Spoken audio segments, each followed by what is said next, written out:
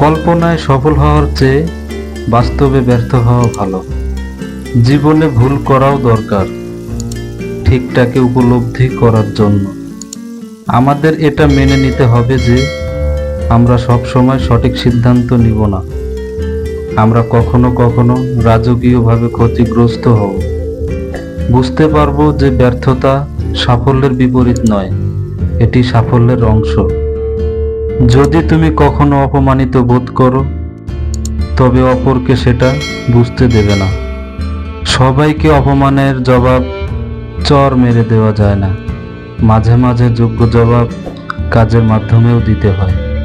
যদি আপনি বাস্তবে সত্যিই কিছু করতে চান, কোনো না কোনো রাস্তা ঠিকই খুঁজে পাবেন।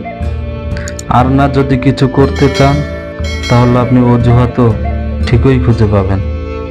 শুধু পেরে ওঠা নয়, চেষ্টার চেয়ে বড় সফলতা আর কিছুই হয় না।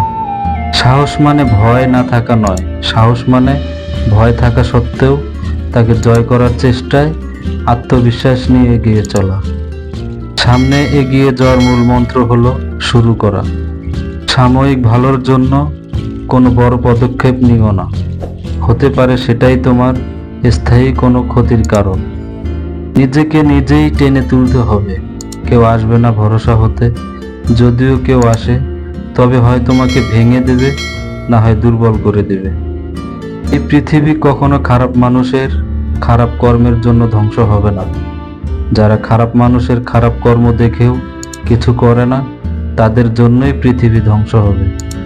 জীবন চলার পথে বাধা আসতেই পারে, তাই বলে থেমে যাওয়ার কোনো অবকাশ নয়। যেখানে বাধা আসবে সেখান থেকেই আবার শুরু করতে হবে। সৎ লোক শতবার বিপদে পড়লে আবার ওঠে, কিন্তু অসৎ লোক বিপদে পড়লে একবারে নির্পাত হয়।